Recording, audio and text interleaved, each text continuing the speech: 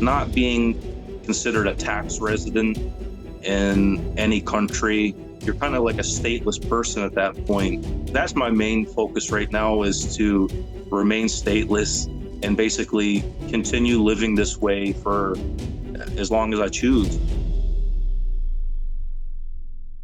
This week, I want to introduce to you a lifestyle investor and business owner who has a very different approach to life and work. Andrew McDannels and his family have lived in 11 countries in the past 3 years, traveling nonstop. While world schooling his children, Andrew also runs a real estate private lending business and a mastermind group.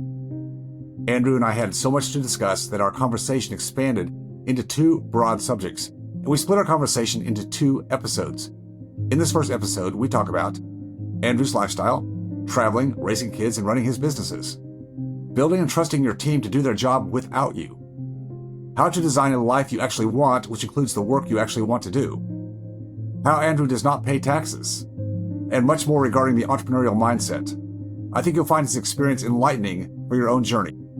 Here is Andrew McDannels.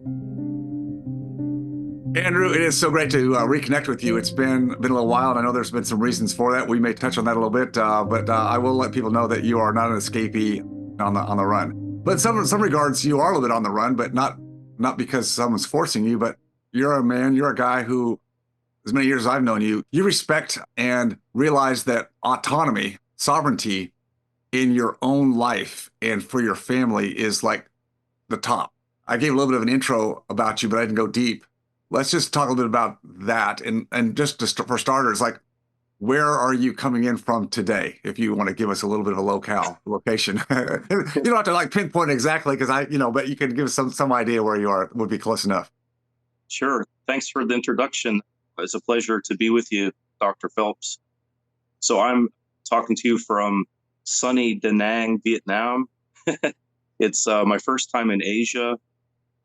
I've been basically traveling with my family now for close to a little over 3 years now. Yeah. And we decided to do that as a family.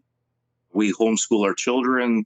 We really decided during the COVID period that things were too crazy to stay in any one location. And so we decided to go to the places that were treated us best. And so we started off in Mexico because that was basically the freest place that we could find close to Texas, where we were living at originally. Mm-hmm. And we started that journey back in Mexico, and now we're in Vietnam. So it's quite a journey, and I'm not even done yet. Oh, I know you're not. I know you're not. For context, the ages of your children now are? Yeah, well, I have a son who's 8 and a girl who's 6. We homeschool them ever since they were very little. They speak 2 languages. They have 2 different passports. They've seen some more countries than I have when I was a kid. So they're very blessed. And it's a blessing to be able to do that as a family and to have a unique kind of lifestyle that's location independent. And like you said, I'm living as a perpetual traveler, perpetual tourist, and that's intentional. I'm doing it for a specific reason. But yeah, I'm happy to jump in deep and go whatever you guys want to talk about. Well, I think a lot of people want to understand how you were able to do that. Obviously, you had to have some intentionality. I think it comes from your background. We might want to talk a little bit about where you were raised and your family of origin a little bit and how that was weighed into your broader based, more international thinking. But I think also people are going to be interested, which we'll get into, is most of us, I'll say my generation, not so much yours, but my generation was built on you go to school and you get some kind of training, and typically the higher up you go with formal academic training, the more stable life you're going to have, with security and all the things that you and I figured out, and is not the case. I mean, that actually traps you, but that's what we've been built on, right? And you've obviously taken a very different approach. So let's go back to a little bit of your roots, family origin, who influenced you in some respects. And I know you do a lot of your own exploration, but what were those early influences that kind of set you up for the mindset you have today? My parents, number one, when I was little, my dad was in the Navy. We lived in Italy for 3 years, and we were stationed in Scotland as well. My mom's Scottish, my dad's American. So we got to tour Europe as a kid. And that's really where my love of travel began. As soon as I was 18, I moved to America. That's where I knew I wanted to start my business, start my life. I started my real estate journey by doing wholesaling and flipping and buying rentals. And then I realized, I was like, okay, I'm doing everything a hard way. And I decided to change my life and make it the easy way. I looked at my life and I wanted to design it the way I wanted it to be. And I wanted a life where I could work from a computer anywhere on earth, and that I had the freedom to get up if I didn't like something. If something was happening in that particular country, I could leave at any time. If the taxes went up, I could just say, nope, that's not for me. I'm out. We kind of had that in the back of our mind during that period of time during COVID. We realized that we were getting taxed to death, and we were realized like, okay, it's time for us to see what's out there in the world. So I transitioned from flipping houses and wholesaling to the lending business. For the past 5 years, I've been doing hard money loans with me and a couple of my partners. We have a full office in Houston. I don't actually have to be in the office for everything to run perfectly. If anybody wants to do this lifestyle, they need to be comfortable getting out of your comfort zone, also setting up your life where you don't actually have to be there and do all the day-to-day tasks, and then also have a team around you that you can delegate and then work with and fill in the things that you're weak at and they're strong at. For me, we have a fantastic team. We're growing our business, and it's just a blessing. It's perfect. It's exactly how I dreamed when we first met. If you'd have told me, like, I'd be at this trajectory at this point in my life, I'd pinch myself. I'm really happy with everything in my life, and I get to work with great people. That our investors, our capital investors are great. Our borrowers are great. Our vendors are great. Everybody. It's a dream, really. We're going to get into a little bit of that because obviously, I'm a big fan of alternatives, and real estate is something that, has been in my life probably about the same age. You were starting your wholesale and flipping business back in the day. I think what a lot of people probably are trying to wrap their head around is what gave you the vision or the confidence to look at the model you were doing, which, you liked real estate. We both understand there's lots of opportunities in real estate, but most people do it the way and stay with the way that you started. I mean, that's the entree. Let's go buy a house, let's fix it, let's flip it, let's rent it, let's, whatever. Yes. That's where most people get started as operators, right? Mom and pops. We've all been mom and pops at some point. That's what we do. What gave Yes. you the vision? Was it a person, a group, a book you read? Gave you the vision to say, this model can make me money. It can provide for my family. But to your point, it's got me kind of shackled down. So what was it that decided that for you? Well, in the beginning, it was my real estate mentors to begin with. One of my first coaches was a hard money lender. I basically got my start through that, and I saw how he made money. He could do way more business with the amount of time versus what I could do. He could handle probably 100 loans, whereas I could only handle 10 houses at a time or something like that. For me, I realized really quickly, I was like, okay, I'd rather be on the opposite side than the side that I was on. I spent probably 2-3 years flipping, and I realized, okay, this is so stressful, and my lenders are rolling up to closing and they're relaxed and happy and smiling, whereas I'm stressed out and I was still making money, Right. But I realized really quickly which side of the table I'd prefer to be on. I've always networked with people. I think one of the greatest things you can do in your life for success is to meet people in person, and then also to fly out to different conferences around the country and around the world and meet people. The kind of people that I've met have influenced me and changed the direction so drastically. I honestly think that nothing happens for a reason. It's from blessings. For the people that have came into my life, it's nothing to do with me. It's not because I'm so intelligent, so smart. It's completely from God. And I honestly believe that at the right time, at the right place, the right person will come into your life. And one of the guys that helped me out the most when I was going through the darkest period of my life, a guy named Matthew Owens. And I think you know him pretty well he's a guy from Praise Masters. We worked together for years, and I'd known him for like at least 10 years on Facebook. Basically got my start with Matt. I owe him everything. Just changed the direction of my life to the point where today I'm at where I'm at. I totally agree with you. I think that we're not lucky in life. We have to be opportunistic, and you create opportunities by getting out, right? And not just staying with Yes, your head of in the course. sand and doing some model that you're grinding it out. You've got to get out. What have you used in your life with your experience as far as filters, discernment? Because you go to conferences and you meet a lot of people, and whether it's Yes. Facebook or live, what's your discernment? What's your filter to say, hey, I should go deeper with this person versus nice person over here to know, but I don't Yeah. think so. That's a great question. And for newer people starting out, especially newer investors and newer people going to conferences, that's a very hard thing to do because everybody just thinks, oh, I need to talk with everybody. Here's what I do. I use my gut with people. If my gut is telling me something's not right with this person, it's not for me. I just like to work with and connect with like-minded people.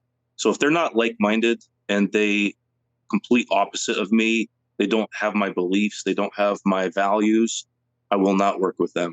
I'll give somebody a chance, but if they ever wrong me or do anything, like if they do bad business or they do something unethical, I won't give them a second chance, because as soon as somebody shows they're only concerned about money or they're just not a nice person, I'm not interested.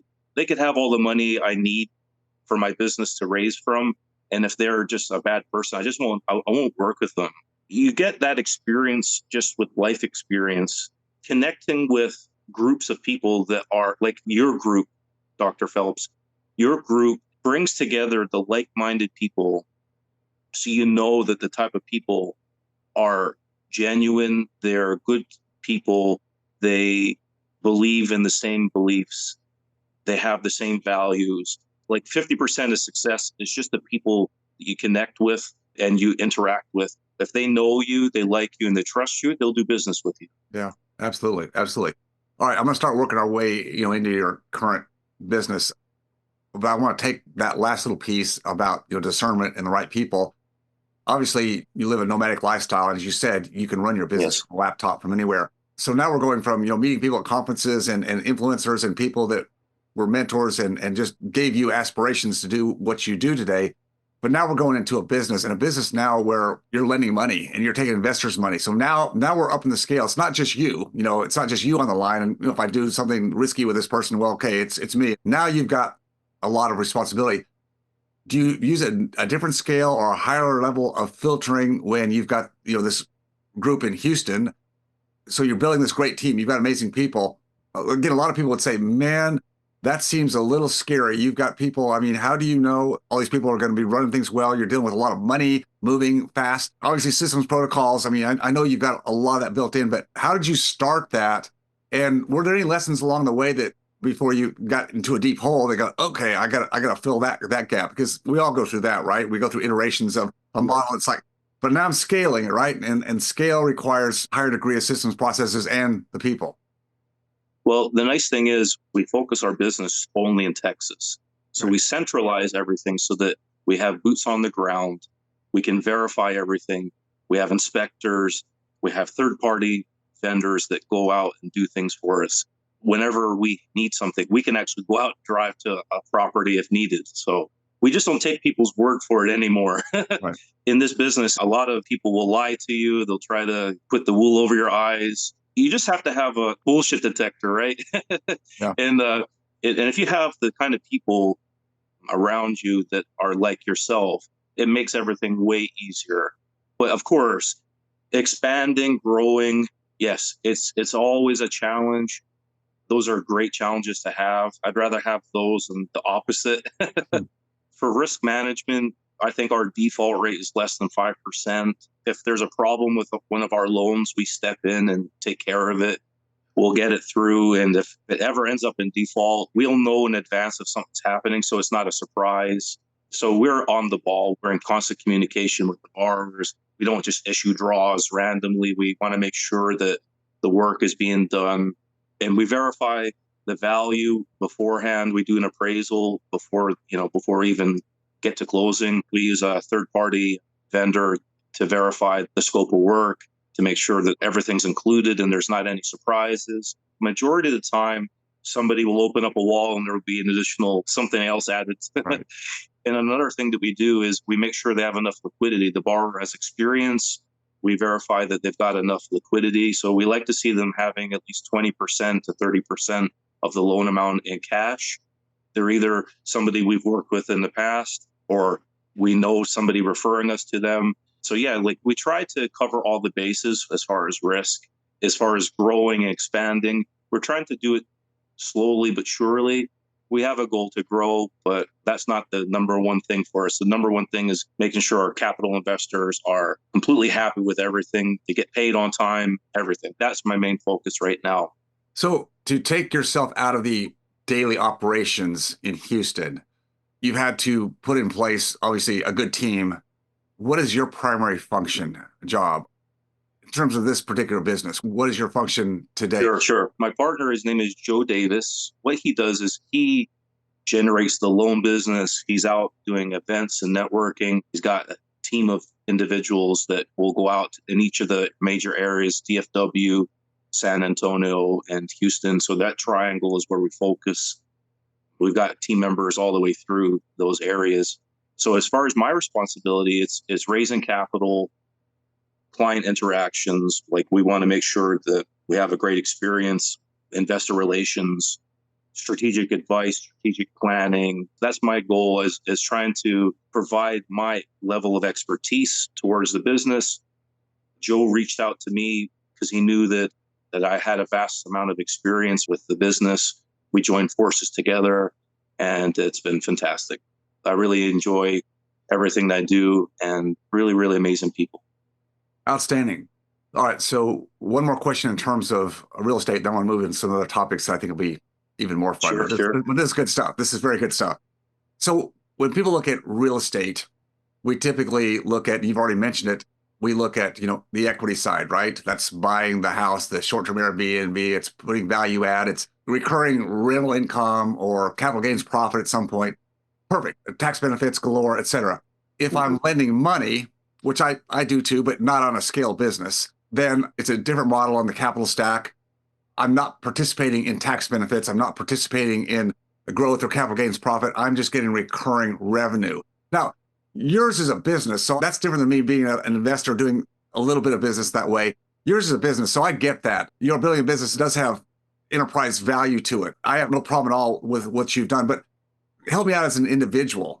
Would you still tell somebody that it makes sense at some level to be a lender of money secured by a good collateral versus being in the equity game? Is there a balance there that an individual investor could look for? Or even if someone invested with you, because they're going to be getting those returns as interest income, typically more secure and more risk averse on the capital stack, but again, without the equity play. What do you say to some of that?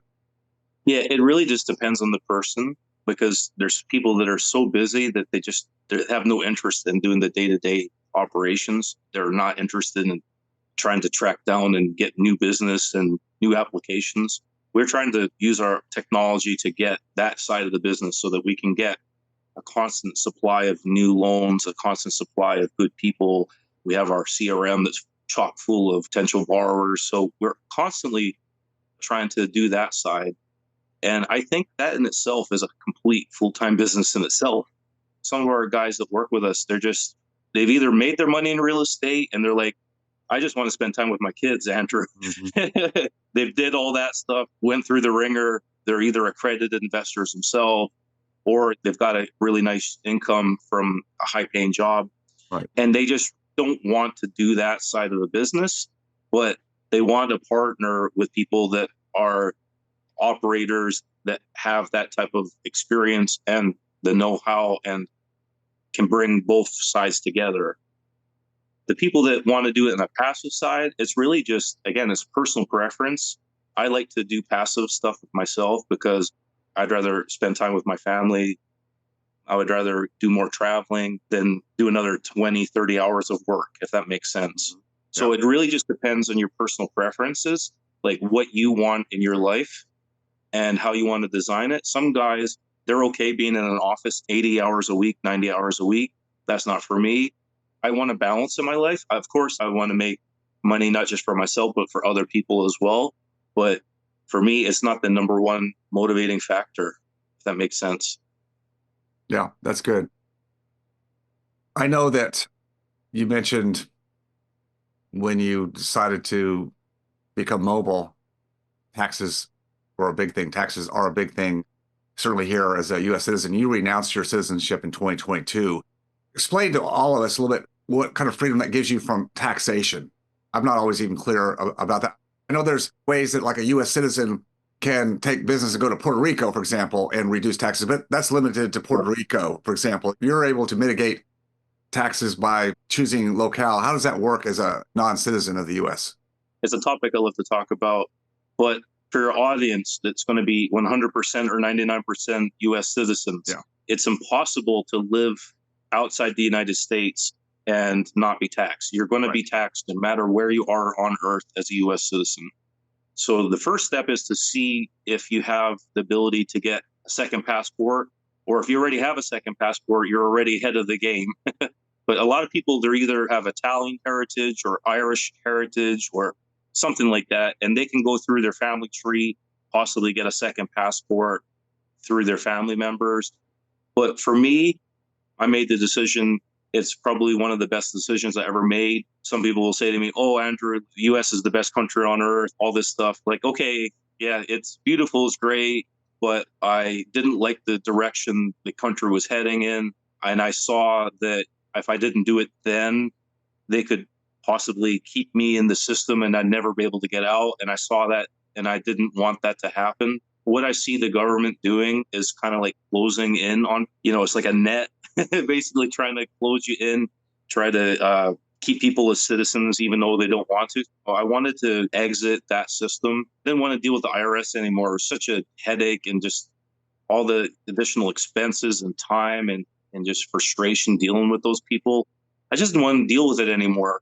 The main thing for me was I knew in advance that I was going to do this. And I had started reading about, it's called the PT lifestyle, which is prior taxpayer or perpetual traveler, that kind of thing.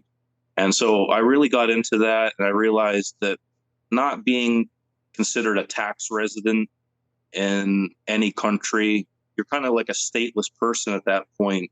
That's my main focus right now, is to remain stateless and basically continue living this way for as long as I choose, until I decide to end up in Monaco, which would be my ultimate destination. So you don't have citizenship anywhere?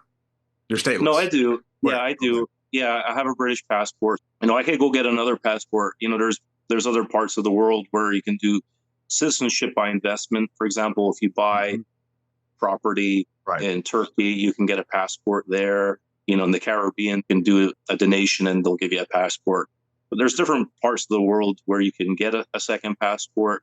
But for me, another alternative for people that are non-U.S. citizens would be to go to somewhere like the Bahamas or the Cayman Islands or the UAE, places like that where they don't have income tax at all.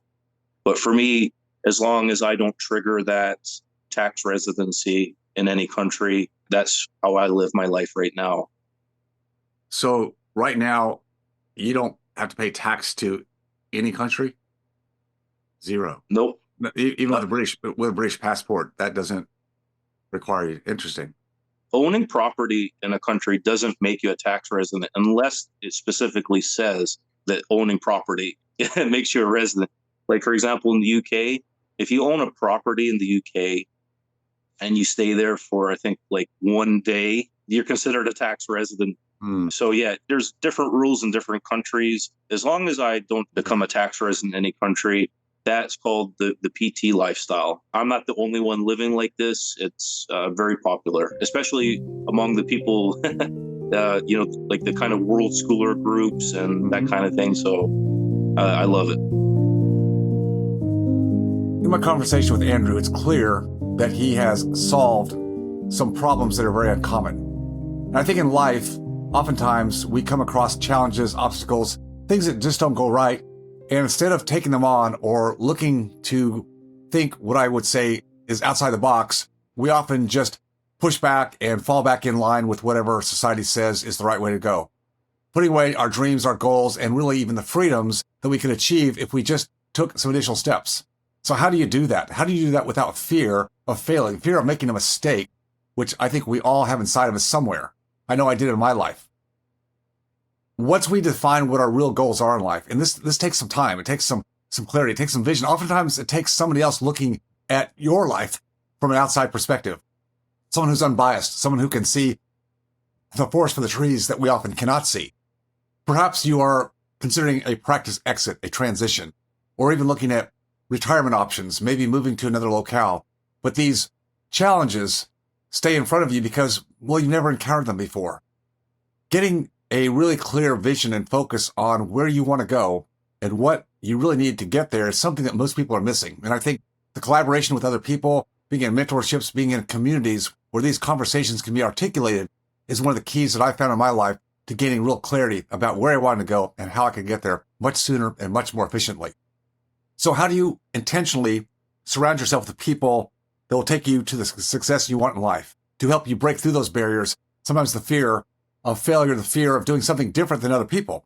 The key is to find people who have already gone down the path, people who have already taken a high road approach to navigating their own frontier, going against the grain, being contrarian, being a renegade, and not just following the groupthink of everybody else. Following the groupthink only gets you mediocre or average results. And for me personally, and probably for those of you who are listening to this today, you are not that person who wants to be just mediocre. You don't want just an okay life. You've established the fact that you are someone who's always wanted more in life, and more doesn't always mean more money, but it means more quality of life and time. How can I get X without Y? How can I achieve the goals I want without trying to do everything everybody else tells me to do because that's the only way to do it? I think those are the keys, and having people around you that's been there, done that, and looked over the shoulders of other people who have also struggled with these things but also accomplished the goals they want is one of the key drivers I found in my own life to be very, very true. How do we also come to trust the people around us so that we can actually escape the mundane, the tasks, the operations that many of us really never cared to get into in the first place, but we had to start there to start our vision, our dream, our enterprise, whatever that might be. We are so much in charge of our own lives and wanting to maintain that control that delegating, empowering others is something that doesn't come naturally. Taking our foot off the pedal and allowing other people to realize that they have the ability to oftentimes run things, do things better than we can is a real revelation, but we have to be willing to take the risk, to take the chance. So how do we do that? Personally, it happened to me when I was forced to allow my team to step up to the plate when my daughter was very, very ill some 20 years ago. And I had to be out of my practice for some lengthy periods of time to be with my daughter, to support her in her health needs and her crisis. What I found was most of the time I was the one who was holding people back because my presence, my very presence as the owner, as the operator, as the leader, tended to subdue other people. I didn't purposely do this, but subconsciously I was holding people back. So a test drive for me would be to purposely take yourself out of your operations. Maybe you start with a half a day. Maybe that's the first place you start, baby steps at a time. Take yourself out for half a day. Excuse yourself for half a day and just tell your staff, your people, that you've got to be out. Don't tell them why, you've got to be out, and let them pick up the pieces. Next time, go to a point where you can do it for a full day. Eventually, you can go to several days and maybe get to a week. It just goes on from there, but finding the right people who can keep the ship righted while you are absentee is the key to creating more time in your life, even though you're not ready to give up the reins to a business or a practice. Learning how to create more financial security, more freedom, and generational wealth beyond just money takes hard work and a strong team around you to mitigate market volatility and prepare for both opportunity and the challenges ahead. It's a path few take. It's a journey of self-awareness, growth, and expanding what you thought was possible. The ones who have taken this road less traveled have discovered life-changing relationships, financial freedom, and a passion and purpose for life beyond that hamster wheel. If you're willing to brave traversing this path to create true wealth and freedom, then my team would love to discuss how we can help you. Go to freedomfounders.com/discover to schedule your call. That's freedomfounders.com/discover. And don't forget to hit the like and subscribe button wherever you're listening or watching so you don't miss a single episode of the Freedom Founders podcast. I'll see you next time.